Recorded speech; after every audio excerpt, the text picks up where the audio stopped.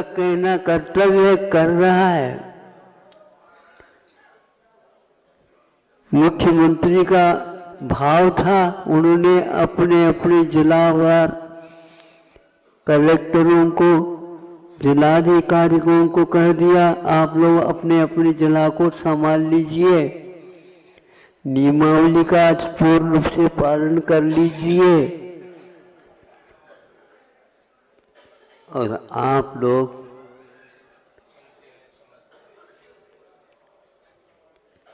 वो बैल है जो खलियान में, नहीं समझे, मजाक करने के बाद जो मुंह मार रहे हैं,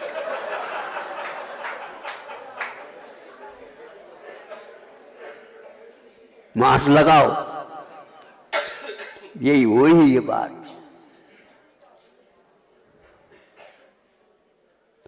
दूर से दर्शन करो, दूर से तो आए हैं,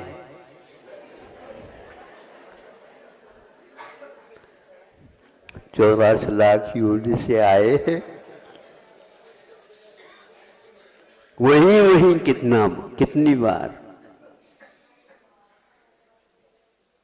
उसी का सेवन कितनी बार। इसलिए आचार्य संतों ने ये कहा, समझ में आ जाए जिस प्रकार आप लोग वमन का पुनः भक्षण करना उचित नहीं समझते, उल्टी हो जाती है, उसी प्रकार जो उल्टी आपने कर दी उसको उल्टी नहीं कर सकते। जिसका त्याग आपने श्रद्धान पूर्वक किया है उसको कैसे लेते हैं। जबरदस्ती धार्मिक क्षेत्र में नहीं हो सकता, चिकित्सा के क्षेत्र में भी संभव नहीं। फिर अंत तो घटवा जिसको आप समझाना चाह रहे हो, हाँ बात समझ में आ गई। क्या आ गई समझ में? यही आ गई, अब विद्यालय आने की कोई आवश्यकता नहीं। हाँ, विद्यालय आने की कोई आवश्यकता नहीं। अब आप समझ लो, जब विद्यार्थी यदि नहीं आएंगे तो आप शिक्षक कहाँ रहेंगे, आप ये बताओ।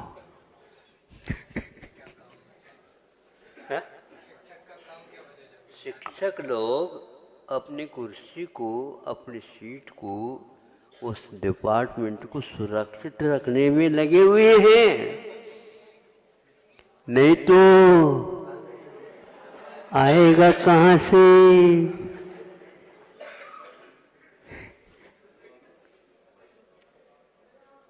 ये स्थिति है तो फिर क्या करो, नंबर दे दो। हाँ, सब ए ग्रेड, पास ही नहीं। हाँ,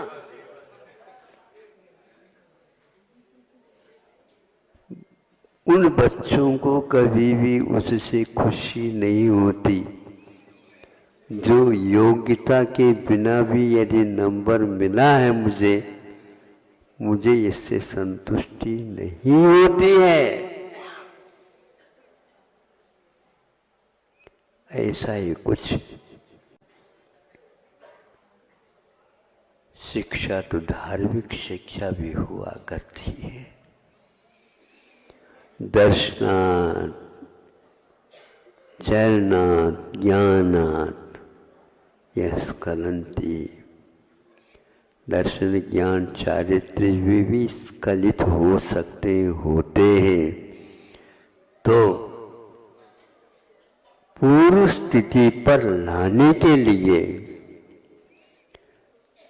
वह समझदार सम्यक दर्शन होना और अपने संवेदन को सुरक्षित रखना आसान है, किंतु जो उससे स्खलित होता है उसको पूर्व स्थिति पर लाना, आसमान को छूना है, आसान नहीं, बहुत कठिन है। पूर्वाचार्यों ने किस प्रकार समझदारी के साथ नासमझ को समझाने का प्रयत्न किया है, ये बहुत बड़ा काम है। एक बात, इसी बात को लेकर के सोचा,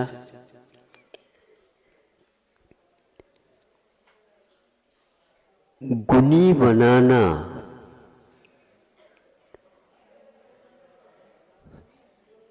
सौ गुणी बनना है।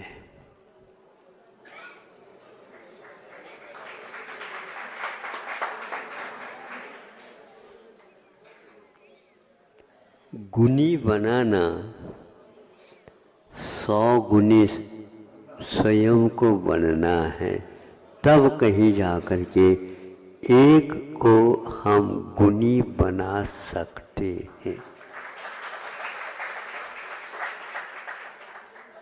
आज शिक्षा, दीक्षा, चिकित्सा के क्षेत्र में एक अंक भी नहीं मिलता है और उनको नियुक्त किया जा रहा है। यह गलत है, जबरदस्ती। अरे हाथी के ऊपर बैठने लायक राजकुमार ने, ये तो बंदर को बिठाओ क्या?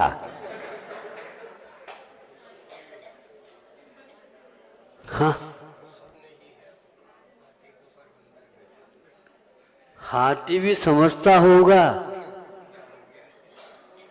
इसको क्यों बिठाया गया। बिठाया नहीं गया, उछल कूद करके गया वहां तक। इसलिए ज्यादा तो कहना उचित नहीं, क्योंकि आप लोग समझदार हैं। किंतु अब समझने को बांटना है, बांटना है।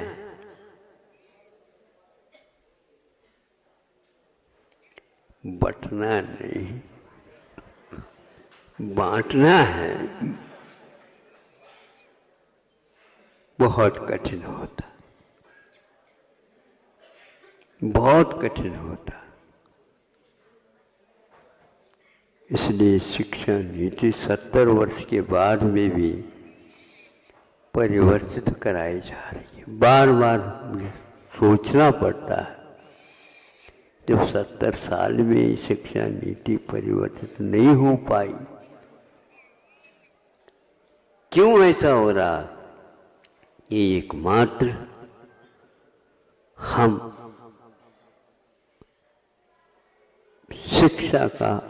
शिक्षा को व्यवसाय का रूप दे चुके हैं। व्यवसाय का रूप देते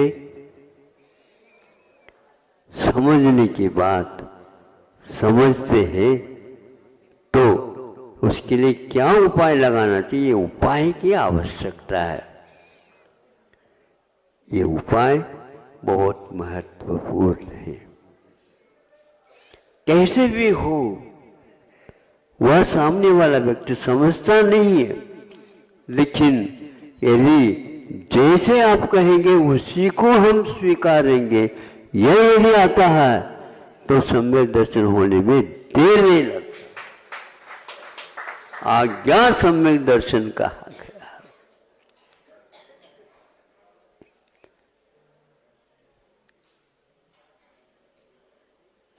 सोचने की बात ही नहीं आज्ञा को मानने के लिए। आज्ञा को देने के लिए सोचने की बड़ी आवश्यकता होती। आज्ञा पालन करना और आज्ञा को देना, इन दोनों में बहुत अंतर है।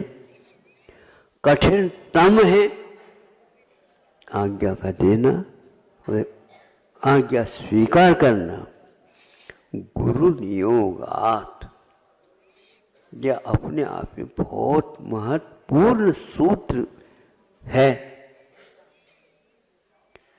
गुरु आज्ञा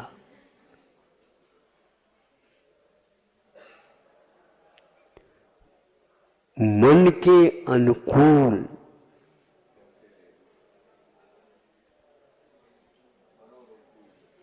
मनोनुकूल आज्ञा दूं तो कैसे दूं? मनोनुकूल आज्ञा दूं तो कैसे दूं? विधि से बंधा हूं। कैसे दूं? विधि से बंधा हूं, न्याय से बंधा हूं। आपके अनुकूल में आज्ञा दूं, ये गलत। मैं अपने मन के अनुकूल है वह आज्ञा दूं तो कैसे दूं? विधि से बंधा हूं।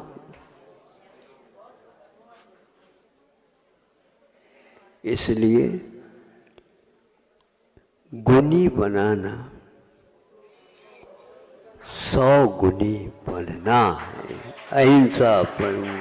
सिद्धों के लिए सब जगह ये लिखा गया जाता है कि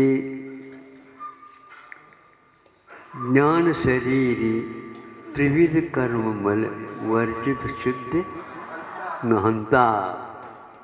बहुत दिन के बाद याद आ गया। ये दौलत राम जी की पंक्ति है, 6 डाला की पंक्ति है, 6 डाल।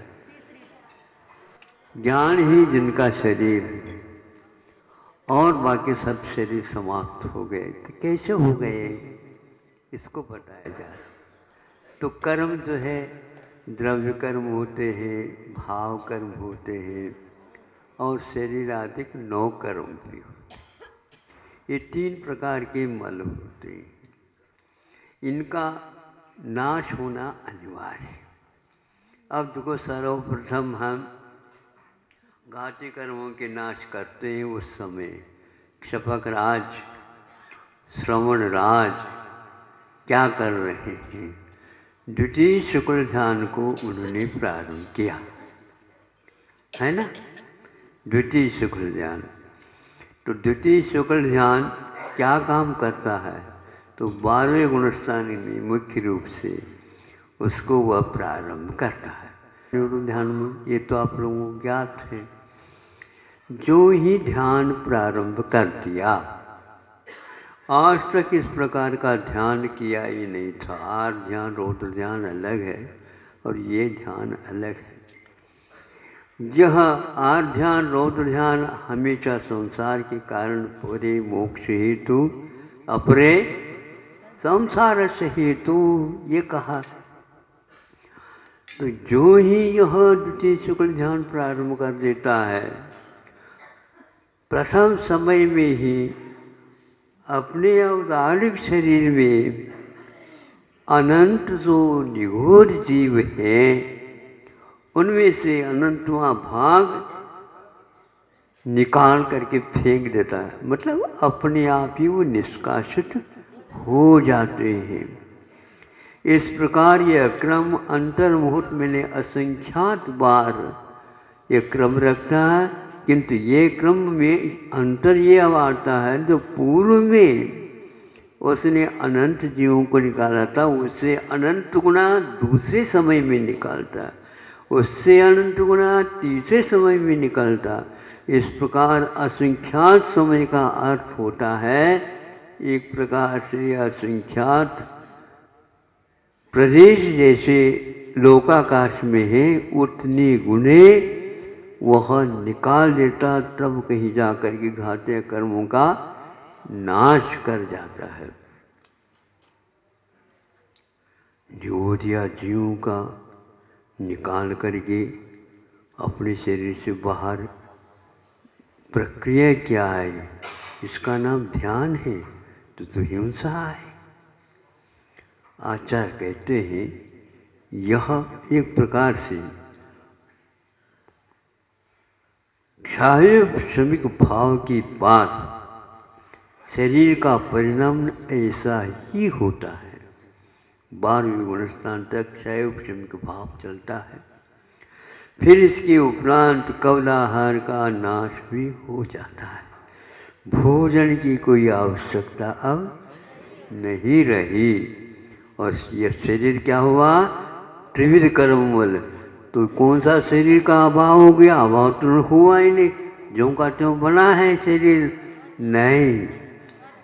परम औदारिक शरीर का लाभ होता है और औदारिक शरीर का अभाव हो जाता है, जिसमें अनंत निगोधियों का वास है। आप लोग कहते हैं मैं हूं ना, काय के लिए हूँ, निगोध राशि जीवों को रखने के लिए। इसलिए आप भी अनंत कायिक शुद्ध होते हैं। सुन रहा है? हाँ, प्रत्येक शरीर तो है ही अपना, और इस प्रकार उसमें अनंत कायिक आप भी है। ये इंद्रिय ही अनंत कायिक है ऐसा नहीं। आज तो अनंत कायिक आप भी है महाराज, आप भी है, सभी हैं। यहाँ पर कोई भी बैठा है